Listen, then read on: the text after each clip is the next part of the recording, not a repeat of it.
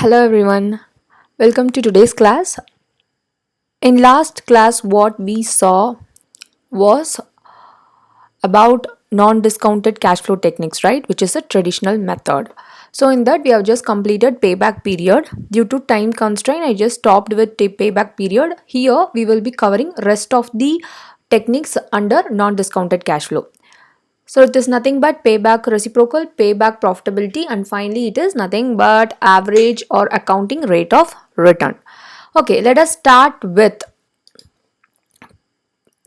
payback reciprocal.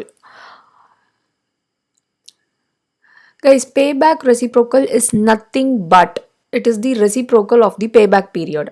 Same as that of a payback period. That is, you know the payback period formula, right? It is nothing but initial investment divided by net cash flow after tax. So you're just taking the reciprocal of the same to find the payback reciprocal. Okay, so how you will be choosing the project under payback reciprocal?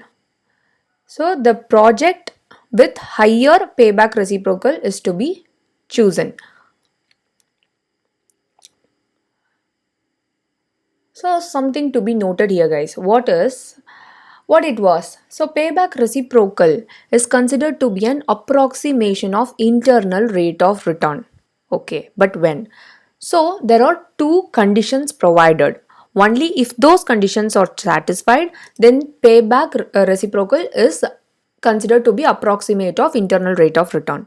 So the first point is the life of project is at least twice the payback period. You should find the payback period and multiply with 2 and you must be getting the life of the project. In that case, our first condition gets satisfied.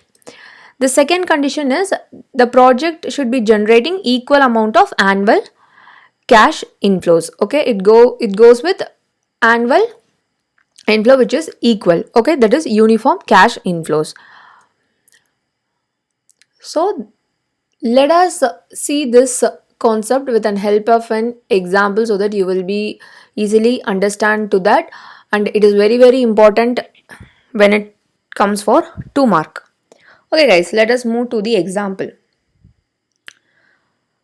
The first example is a project with an initial investment of rupees 50 lakh and life of 10 years generates cash flow after tax of rupees 10 lakh per annum.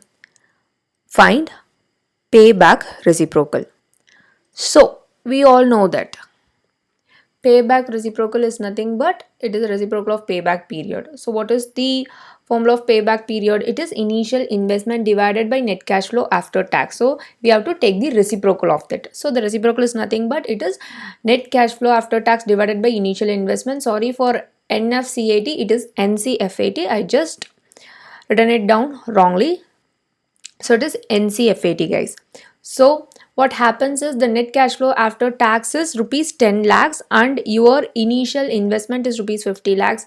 Thus your payback reciprocal is 20%. As I said, let us check whether the payback reciprocal is approximate to internal rate of return here. So what is the first condition? The life of the project should be equal to 2 into payback period. So let us find the payback period first. It is nothing but initial investment divided net cash flow after tax.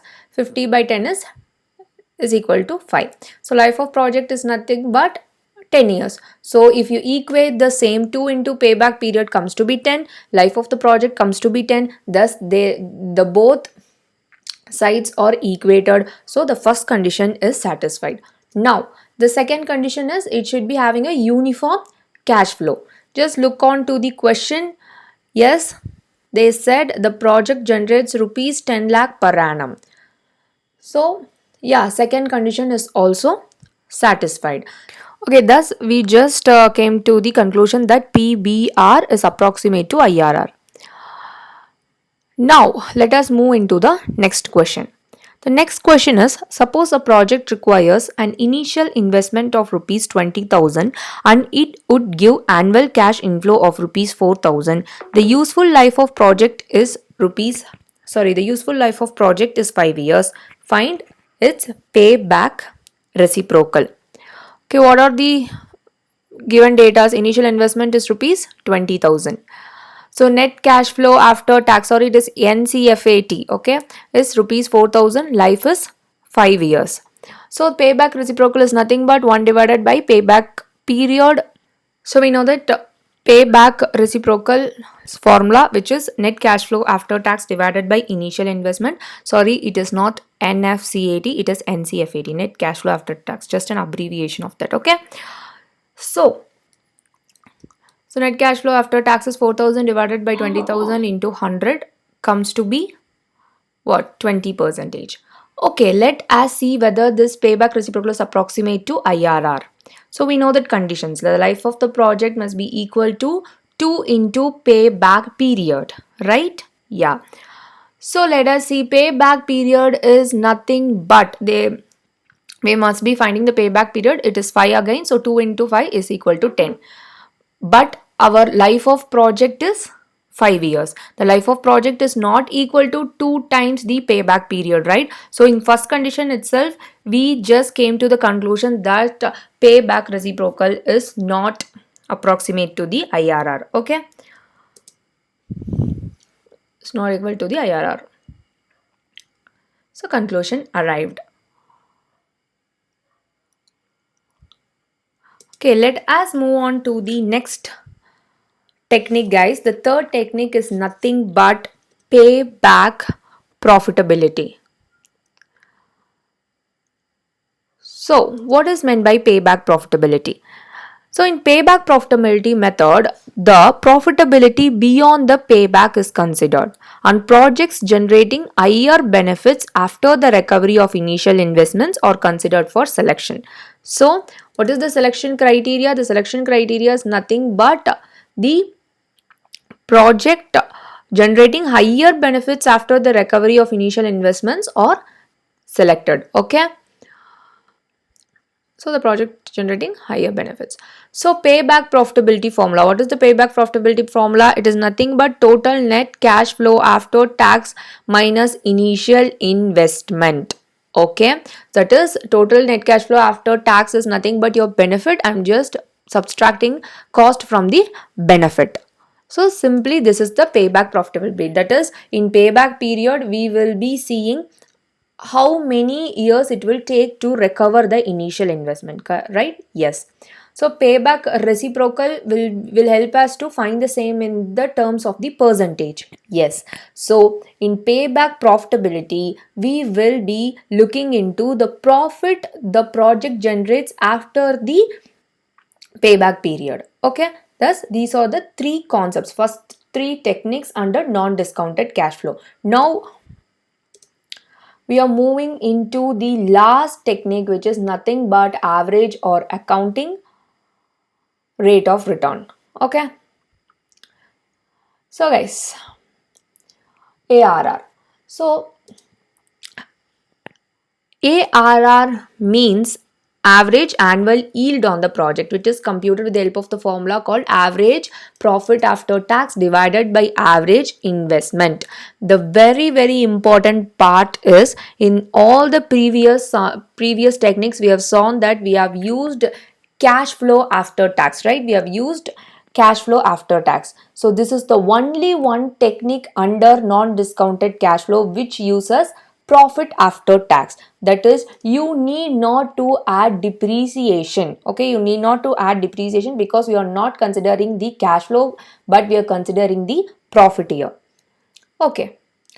So this average investment can be found by various methods. So I've just highlighted some of the common methods here. The first one is investment in beginning plus investment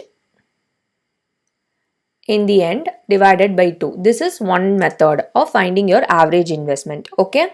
Depending on the given informations, you find your average investment. So second method is nothing but 1 by divided by 2 initial investment minus salvage value plus salvage value. If in the question they have been provided you with the salvage value alone, they have not provided you with the investment in beginning or investment in end, then you will be going for this method, right? So it is nothing but of initial investment minus salvage value plus salvage value. And the last method is nothing but of initial investment minus salvage value plus additional working capital. In case due to the project you are incurring some additional working capital, then that working capital to be added back. If that information is given in your question, then go for this last method. That is, while you are finding average investment, you may use any of this formula depending on the informations provided in your question. Okay. So one is investment in beginning plus investment in end divided by 2. Suppose salvage value is given, it is 1 divided by 2 initial investment minus salvage value plus salvage value. Along with salvage value, for additional working capital is also given, you must be using 1 divided by initial investment minus salvage value plus additional working capital. Okay,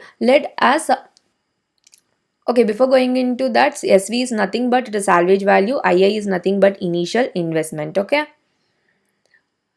So one thing to be kept in mind is the previous 3 techniques, PBP, that is payback period, payback reciprocal and payback profitability, considers your net cash flow after tax. Okay, whereas accounting rate of return or average rate of return considers PAT, that is, it is going to consider your profit, whereas other methods is considering the cash flows. Okay, the cash flow. So it is very, very important. So guys, let us see a problem to understand the working of the average rate of return. Okay. Suppose Times Limited is going to invest in a project a sum of rupees 3 lakh, having a lifespan of 3 years. Salvage value of machine is rupees 90,000. The profit before depreciation for each year is rupees 1,50,000. The profit after tax and value of investment in beginning and the end of each year shall be: year 1, 2, 3. Profit before depreciation 1,50,000, 1,50,000 for second year and also 1,50,000 for third year. So depreciation is 70,000 for all the years, for each year. So profit after tax is 80,000 for each year. So value of investment in beginning and value of investment in the end is given. So let us go into the working part. So this average rate of return or accounting rate of return can be found using the following method, guys. What are those methods? One is annual basis. Another one is total investment basis. And you can find it using average investment basis. Under annual basis, what you will be doing, you will be finding your PAT divided by investment in beginning. Okay, beginning of the year. Under annual basis method, we will be finding our PAT divided by investment in beginning of each year. For each year, we will be finding the data separately, and then we will be taking the average of these 3 years. Then we will be arriving with average rate of return or accounting rate of return. So in second method, total investment basis. So you will be taking your profit after tax divided by investment in beginning. It is average PAT divided by investment in beginning. For entire period, for you will be taking average for your PAT alone. Then for entire year, you will be taking the investment you made in the beginning of the year. Okay, so this is another method. The final method is average investment basis. Now, by average PAT divided by average investment into 100. So average investment is nothing but, in the previous slide we just discussed about that.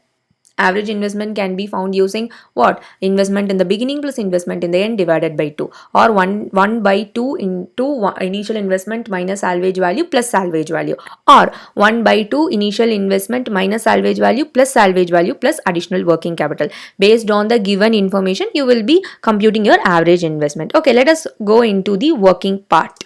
So the first method is nothing but about annual basis. Okay, so we know that for the formula for that, it is nothing but profit after tax divided by investment in beginning of the year.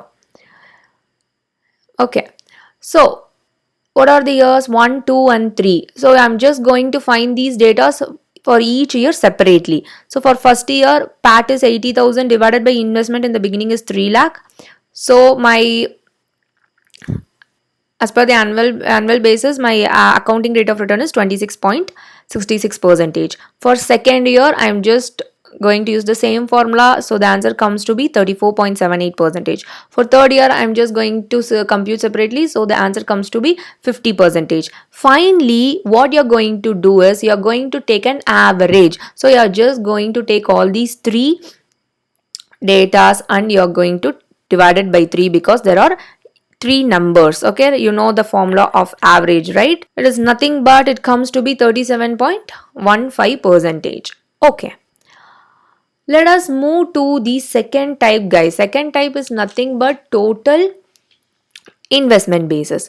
So here your average rate of return is equal to average profit after tax divided by investment in beginning. So I'm just going to take average for PAT alone. So what is the average of PAT? So 80,000 each year, 80,000 plus 80,000 plus 80,000. Number of years is 3. So divided by 3. What is the investment in the beginning? It is nothing but 3 lakhs, right? Yes, into 100. What you will be getting? You will be getting your final answer. It is nothing but 26. Yeah, it is nothing but 26.67 percentage. Okay, let us move on to the last method, average investment basis. Here along with average PAT, I'm just going to take average investment too. So average PAT divided by average investment into 100.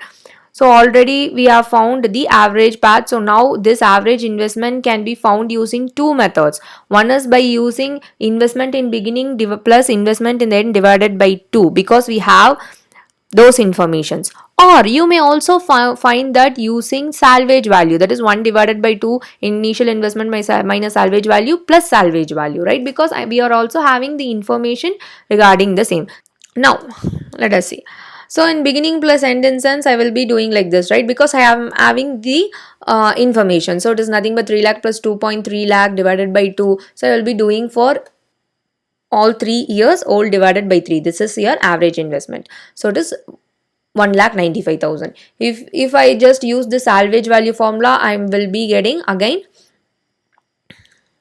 what, after solving, it is nothing but, so 2.1 lakh plus 1.9 lakh, it is again 1,95,000. So now my average rate of return is 80,000 divided by 1,90,000 into 100 comes to be 41.03 percentage.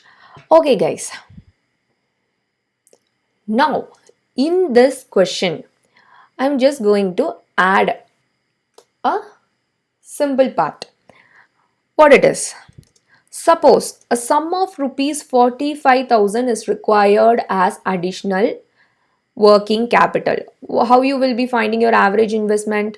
We know the formula. What it is? 1 by 2 into initial investment minus salvage value plus additional working capital. So by solving that, our initial investment is 3 lakh minus 0.9 lakh plus 0.9 lakh plus 0.45 lakh will be what? 2 lakh 40,000. So our average rate of return or accounting rate of return is nothing but 80,000 divided by 2 lakh 40,000 comes to be 33.33 percentage. So as I said, as per the requirement, as per the given data, work out this problem. Okay, by this we are completing our non-discounted cash flow techniques. So what are those techniques we saw? It is not the 4 techniques. One is payback period and payback reciprocal and payback profitability, and finally average or accounting rate of return. In next class, I will be starting with discounted cash flow techniques, which is very important. You may expect questions from that part, even from this part. So click on the next video to know more about that. Thank you.